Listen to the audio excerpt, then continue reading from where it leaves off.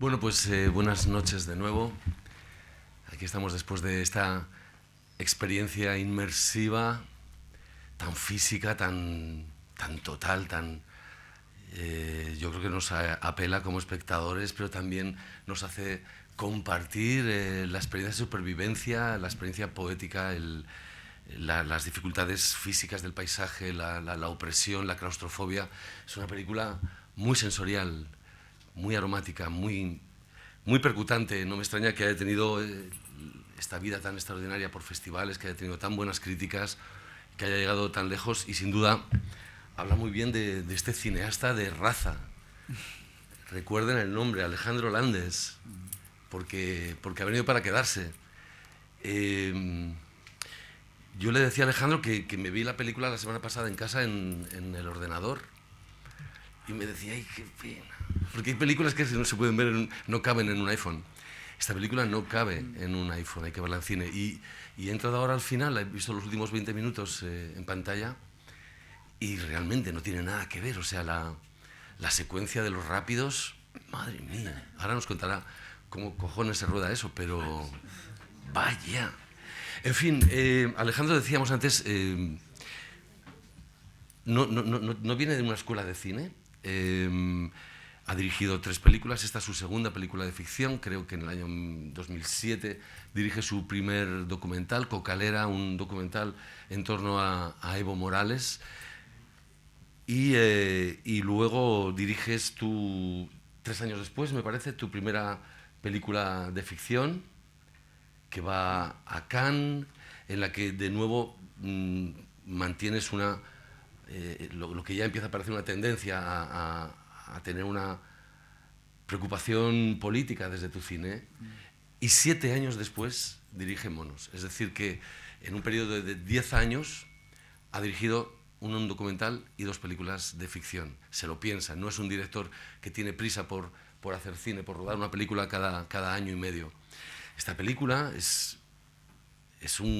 a mí, no sé a vosotros, a mí me provocó una experiencia muy desasosegante, una experiencia poética, y eso que la vi en el ordenador, muy intensa, dolorosa, incómoda.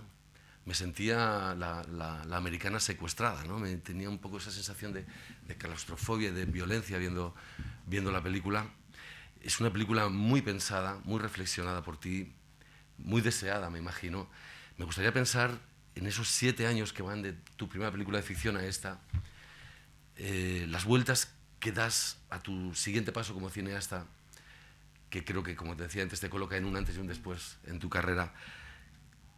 ¿Por qué decides hacer esta película? ¿Qué es lo que te inquieta? ¿Qué tema es el tema de los niños de la guerra en Colombia? ¿Qué es lo que a ti te lleva a desear hacer una película tan compleja como esta? Bueno, son muchos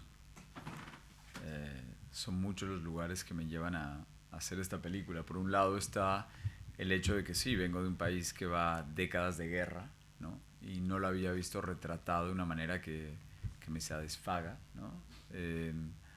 Por otro lado, creo que hemos visto películas bélicas eh, de países como Francia en África, o Inglaterra en la India, o Estados Unidos en Vietnam, o la Unión Soviética en sus alrededores, pero el punto de vista de un país como Colombia, ¿no? Y qué puede contarnos del mundo en el cual vivimos. Creo que muchas veces tendemos a ver dentro del cine bélico, pues, propuestas de la Primera Guerra Mundial o Segunda Guerra Mundial donde tal vez las líneas de batalla están muy nítidamente o aparentemente bien demarcadas, ¿no? Así que las ideologías, el bien y el mal, los uniformes, las banderas, nos dan una cierta comodidad porque parecen ser muy claras.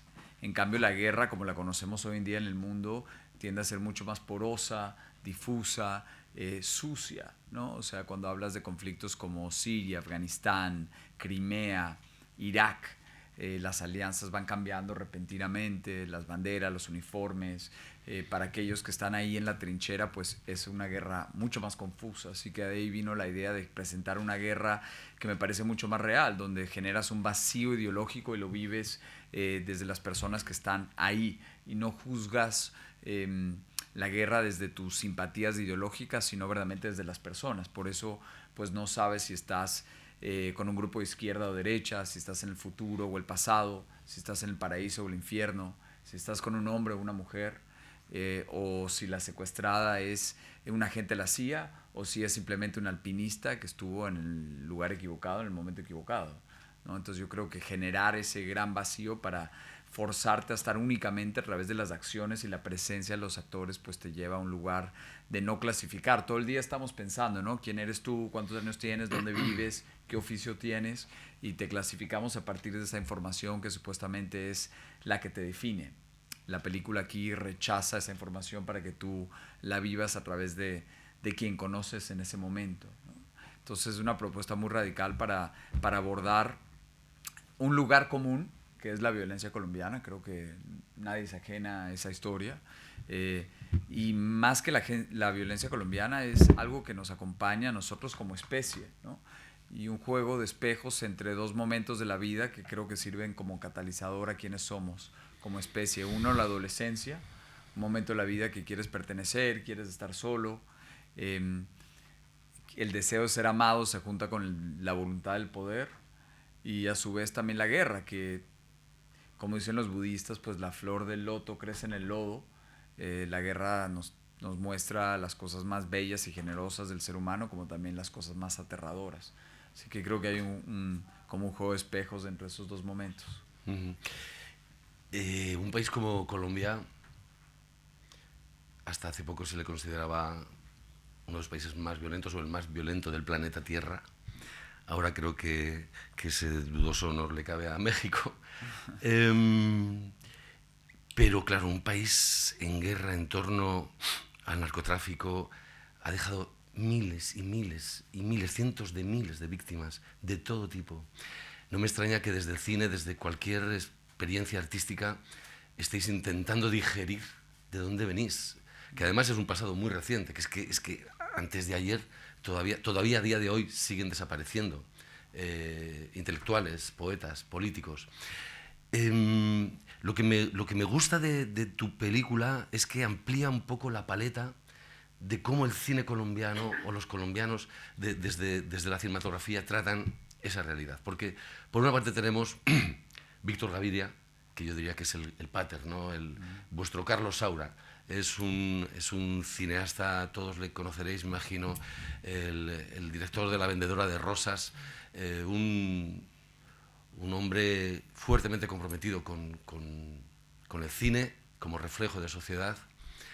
Su cine es un cine neorrealista, un cine de hondo calado social que late en las mismas comunas donde sucede la violencia.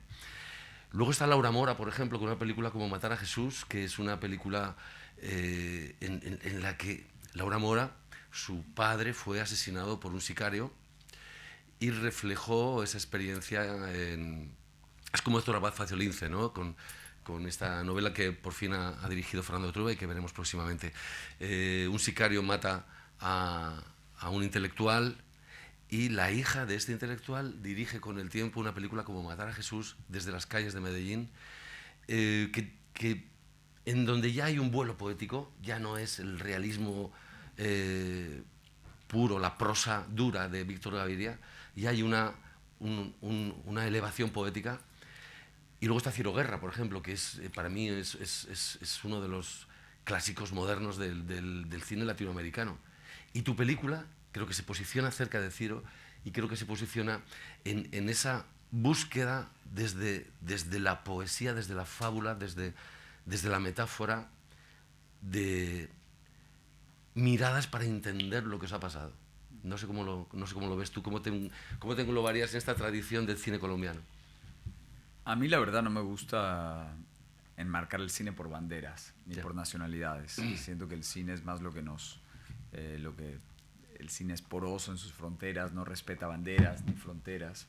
Pero sin duda en Colombia hay energía, hay ganas de hacer cosas, están pasando cosas bellas y creo que en América Latina en general, ¿no? Una región donde hay unos movimientos del péndulo tan fuertes que generan grandes grietas, y eso para cualquier artista pues es tierra fértil. Pero en este caso yo creo que lo que estaba tratando de hacer era buscar una película que no responde a mirar desde la orilla, a ver pasar un río, sino meterte en el río, ¿no? Verdaderamente es una película sinuosa, una película que todo el tiempo se mueve, una película donde el punto de vista cambia de un personaje al otro y al final terminas con alguien que tal vez no esperabas. Es una película que juega con los géneros, ¿no? Es una película que se aleja mucho de lo que puede ser tal vez el nuevo cine argentino o incluso el cine de Ciro por jugar con esos distintos géneros, ¿no? Creo que tienes la película, ha estado en festivales de cine fantástico, pero a su vez puede ser cine de adolescencia, cine de guerra, cine de terror. Yo creo que es un cine que responde a una puesta en escena única, que me parece que cada película tiene que tener como su propia huella dactilar. No creo que quería imponer algo estilístico, sino que, por ejemplo, la guerra colombiana ha sido tantos años y ha habido otros intentos de paz, aparte del último, y por lo tanto quería imprimir en la película algo fantasmagórico, algo que no hablaba de un momento, de algo noticioso, sino que algo que como les dije al principio, habla más del lenguaje de los sueños, ¿no? Yo no creo que estoy acá para transmitir un mensaje, sino más bien una sensación, una pregunta, y por eso la película creo que termina con puntos suspensivos. Sí, la película tiene un final muy cabrón, esa mirada de Rambo al espectador. A mí me recuerda una película que seguro que has visto, que se titula Funny Games, de Michael Haneke, sí, en la que esos chicos que entran a un apartamento a pedir huevos y convierten eso en una masacre, sí, hay momentos en los que miran directamente a cámara como diciendo, ¿y tú? ¿Qué haces aquí mirando esto? ¿De qué lado estás? Tu final es un final que interpela al espectador, que le pide que reflexione, que tome partido, que no ha sido solamente ver una película, es algo más. Bueno, yo creo que por lo general la gente muchas veces, luego de invertir 2 horas en una sala de cine, dicen pues yo necesito una respuesta, necesito saber, necesito irme sabiendo que, digamos, todos los nudos están bien atados. En este caso, pues esa comunidad no existe, al igual que todo tipo de otras ambigüedades con la cual la película transita. Es una apuesta radical, pero a su vez creo que es mucho más real. En Colombia pasó algo hace unos meses, y es que luego de que este tratado de paz haya recibido el premio Nobel de paz, un grupo de la guerrilla decidió romper con el tratado de paz y armar una nueva organización. Y es interesante porque eso es justamente lo que pasa en la película, ¿no? Donde Patagrande rompe con la organización, crea su propia organización, Rambo desierta su organización, y en el camino de hacerlo pues terminan esos chiquitos bajo la mesa huérfanos, que son como mariposas que aletean y 20 años después pueden llegar a crear su propia organización. Y ese canibalismo a organizaciones y ese ciclo natural de la violencia creo que es algo que lastimosamente es colombiano, pero también es muy propio de todo el mundo, ¿no? La guerra en el Medio Oriente arrancó buscando Al Qaeda y ahora todo el mundo habla de ISIS, o sea, vamos cambiando de un grupo a otro, y creo que eso es muy nuestro y muy de la guerra de hoy en día. Y como es sucio, creo que hoy en día no se ve tan retratado. Seguimos regresando a las películas tal vez de la Segunda Guerra porque nos dan finales más claros. Ese viaje al origen de la violencia que planteas con tu película y que nos puede recordar como referencias que están ahí sobrevolándome, en mi opinión, monos, desde El corazón de las tinieblas de Joseph Conrad hasta Deliverance de John Boorman o El señor de las moscas.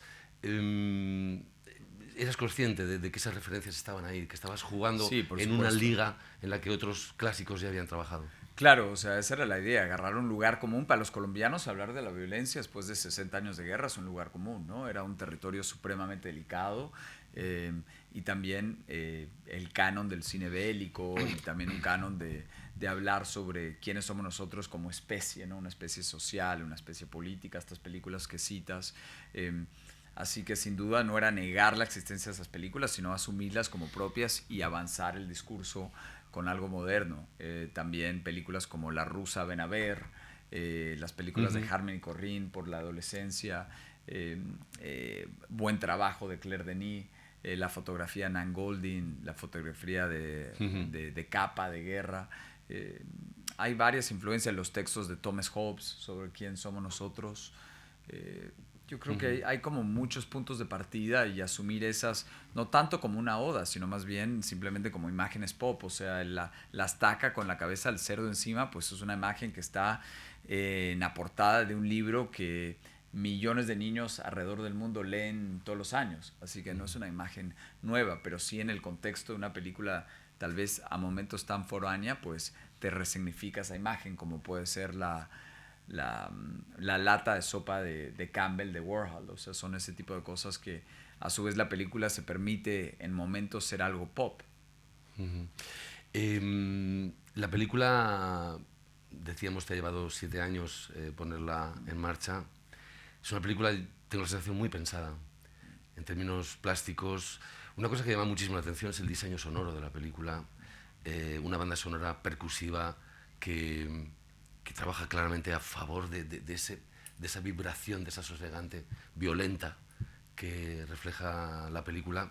Me gustaría que retrocedieras un poco en el tiempo a ese trabajo de preproducción, de diseño, de pensar la película, de cómo querías plásticamente, sonoramente, que fuera.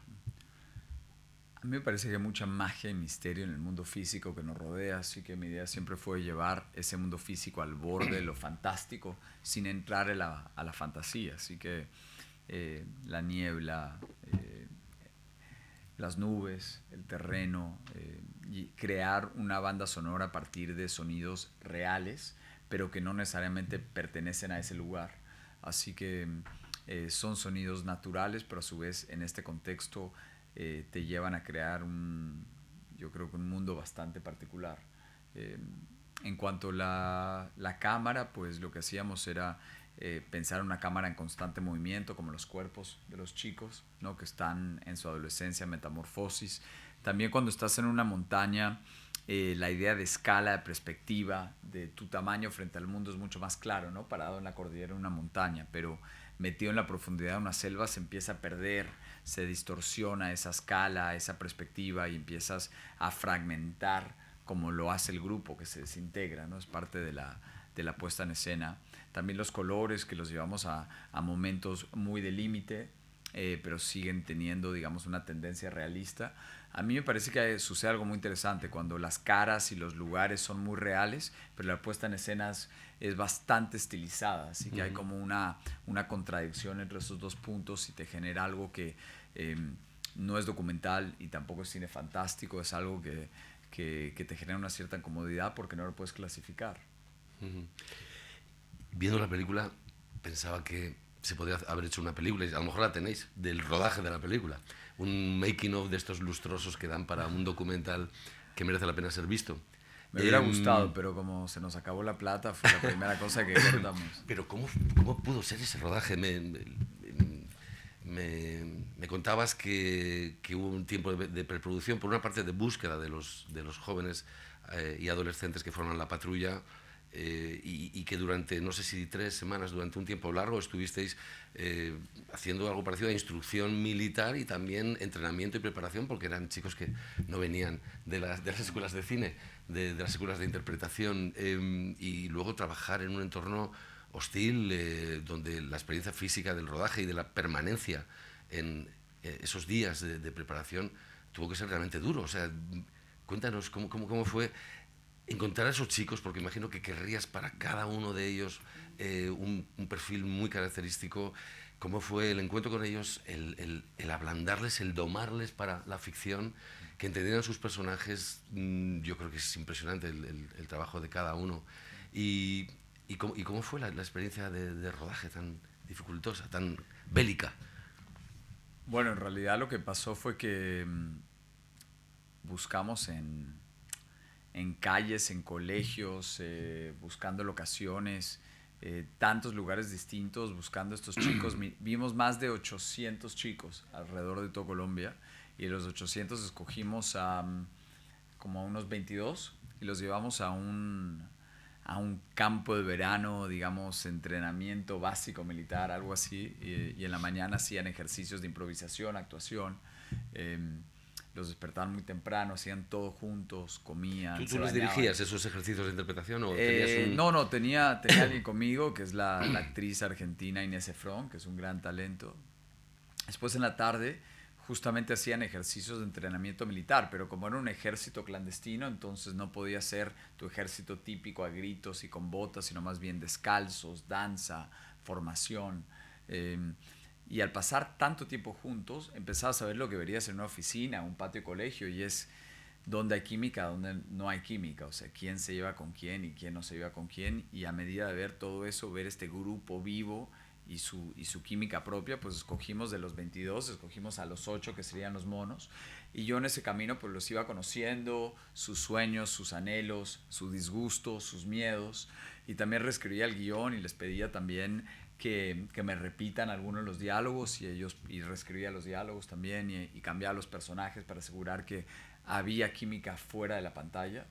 Y después entramos en escena y fue 5 semanas de preproducción y después entramos a lo que fueron 8 semanas de rodaje, 8 y medio, y fue sin duda una experiencia al límite, o sea, muy vertiginosa, porque es una película con todos los nos. Estamos hablando de menores de edad, actores de Hollywood como es Pata Grande, Julianne Nicholson, la doctora. Tenemos no actores, tenemos locaciones remotas, animales, tomas acuáticas, helicópteros, efectos digitales, efectos especiales, 4.000 metros de altura con muy poco oxígeno, cañones selváticos. Entonces, pues, era una película que también en su punto de vista era un reto porque no tiene un protagonista único, sino este grupo es el protagonista. Habían como demasiadas apuestas en una sola película, pero este grupo de chicos se puso la película al hombro y todos que lo seguimos, porque no había nada más sino monos, o sea, no había un regresar a la casa, no había un domingo, no había un celular, había solo monos, y eso creo que nos ayudó a crear un mundo propio.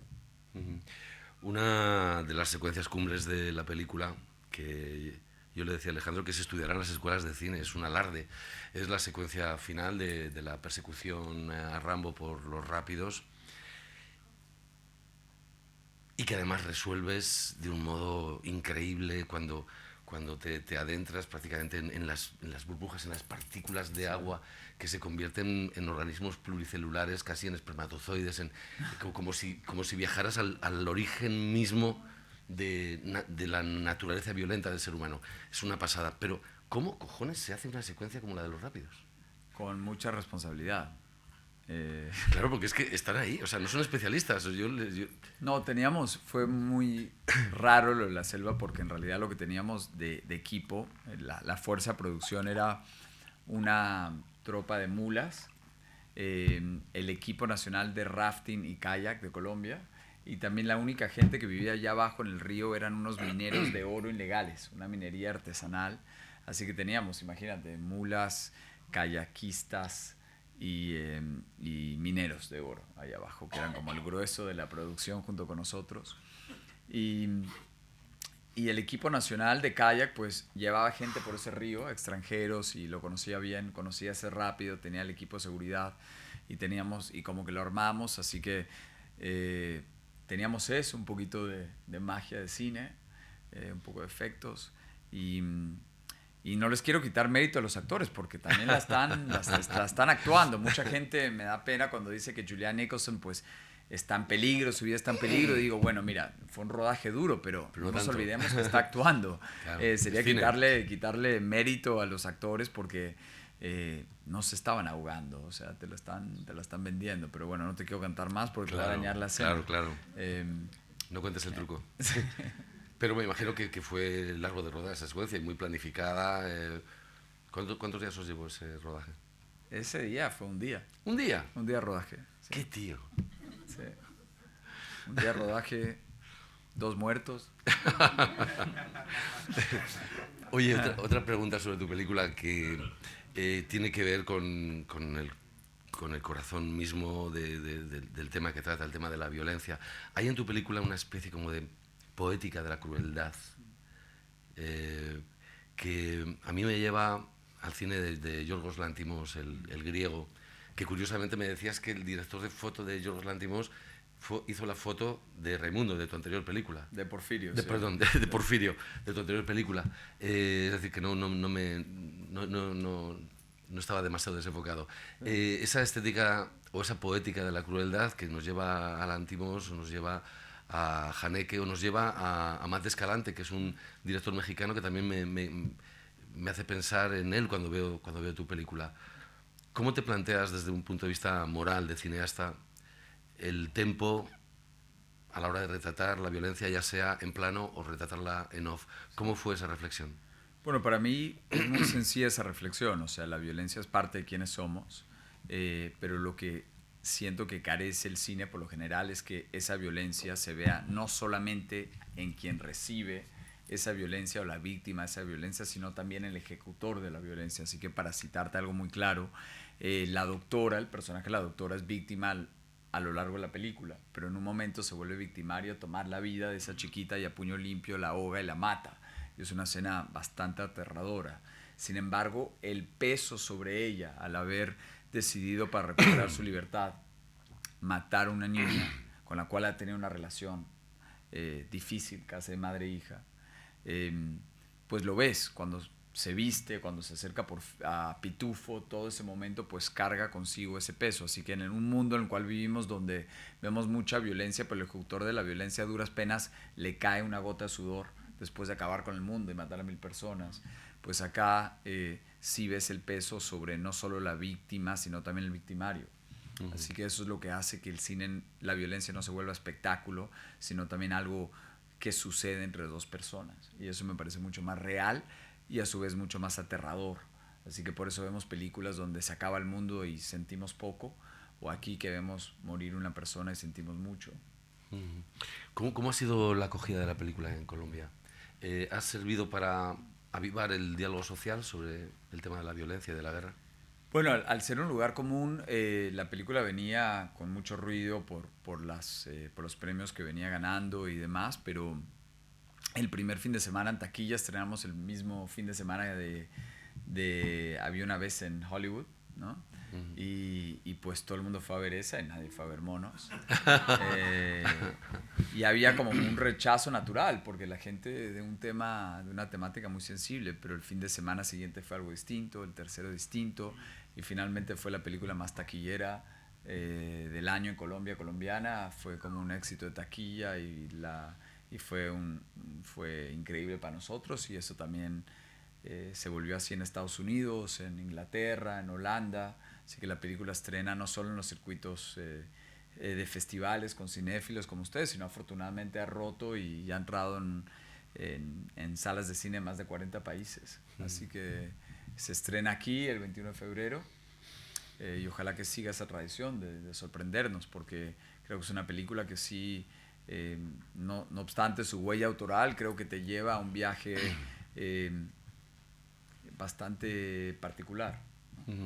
Una cosa que me llamó la atención en mis viajes por Colombia fue que sucede algo parecido como con España, que hay un divorcio bastante inquietante entre el espectador español y su cine.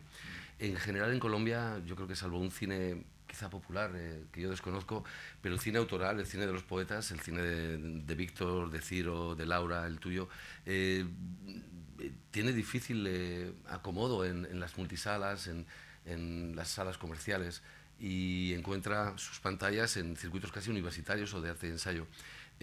¿Cómo imaginas tú el futuro del cine en Colombia? ¿Eres optimista? ¿Crees que autores como tú, como Ciro, como las nuevas voces y miradas que están surgiendo pueden invertir la situación? Yo creo que sí, o sea, concretamente en el caso de Ciro y el mío, pues son cientos de miles de personas que han ido a ver la película y eso ya cambia la dinámica. Hay otras películas, pues siguen siendo cifras chicas, pero afortunadamente en este caso, pues funcionó. Pero es difícil, o sea, obviamente es un país que ha crecido únicamente con Hollywood, es lo único que ven y lo que se ha hecho. Pasó la novedad de, empieza a haber un cine nacional, eso ya pasó hace unos años, así que hay que ganarse a los espectadores, pero creo que viene pasando y venimos copando espacios. Pero obviamente es una batalla cuesta arriba porque no llegas con ese grado de promoción, de dinero y demás que vienen estas otras películas, pero Pero yo me siento muy contento con lo que pasó, ¿no? Es un arco muy raro porque muchas veces si la película no funciona el primer fin de semana o el segundo ya los cines te sacan. Pero en este caso fue un arco muy irregular, pero la gente fue a verla. A encarar tal vez la cosa más difícil del país en cuanto a su discurso nacional, ¿no? Hablábamos de Ciro, que ya ha rodado su primera película en Hollywood con estrellas de cine norteamericano. Tú me decías, él vive ahora en Nueva York, y me decías que tienes dos proyectos, uno en castellano y otro en inglés. Adelántanos algo, ¿cómo te imaginas tu futuro inmediato? O sea, te adelanto que me fui a Nueva York no porque quería hacer cine en inglés, sino porque me enamoré de una chica que vivía ahí. Ah, amigo. O sea, no era como, ay, ahora salto, no era un salto plan, a la frontera a hablar de inglés. cineasta, sino un plan de enamorado. Era o irme allá o cambiar de chica y decidí quedarme con ella, ¿no? Era más humana la decisión. Pero bueno, a mí, como te decía, no me llama tanto la atención, o sea, obviamente mi lengua, mi región, yo vibro con América Latina y me toca, pero no me gusta separar mucho el cine por países o lenguas, o sea, como que siento que el cine, lo bueno es que trafican emociones y las emociones son universales, no corresponden a un país. Yo sé que a la gente le encanta, ¿no? Un domingo, un partido de fútbol, una bandera, una camiseta, pero en el caso del cine no es distinto. Vimos una película coreana ganar, ¿no? El premio Oscar, así que creo que si logras atravesar esa frontera de esa pulgada de subtítulos, pues se te abre el mundo. El cine como traficante de emociones, me quedo con esa frase. Quedan 5 minutos. Y un colombiano tenía que ser traficante, ¿no? Algo tenía que venir a traficar. Bueno, quedan 5 minutos que espero que aprovechéis para hacer alguna pregunta.